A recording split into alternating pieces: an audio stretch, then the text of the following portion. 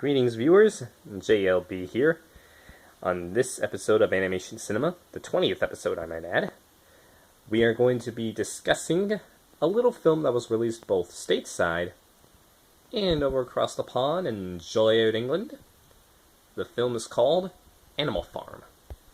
Now, this book is the movie is actually based on a book of the same name, written by a fellow named George Orwell. However, there are some key differences between the movie and the book. I'm not going to go into any spoiler territory since I haven't seen it and maybe you haven't seen it either. But let's just say, like some of the Disney films we've discussed, this is definitely an adaptation of a story, if you will. But as for when and where it released, well, it actually came out here in the United States first.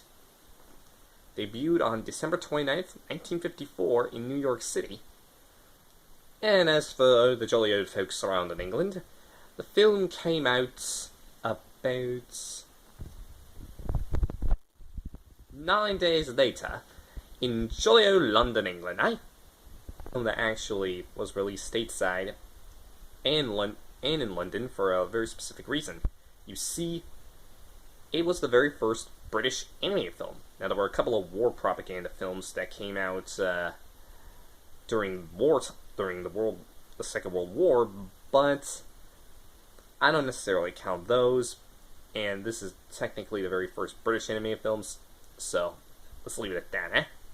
As for the story, it is based off the book, which actually follows the tale of a few farm animals who take over their farm after their drunken owner, and rather aggressive owner,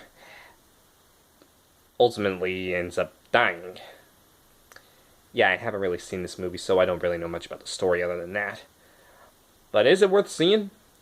Well, if you're an animation aficionado or an enthusiast about animated films, it might be worth a look, whether you're in stateside or in England, especially for all you jolly folks out in England.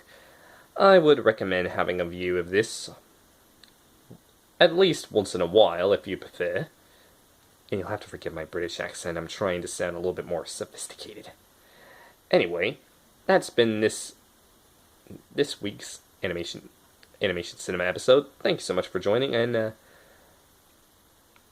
definitely stick around, because come next year we're going to be discussing one of the most heart-touching films that Disney ever made, according to some. Yes, according to some, it is the most heart-touching film Disney ever made. But we'll just have to see. Until then, cheers everyone, ta-ta, farewell, cheerio, and I'll see you all next time.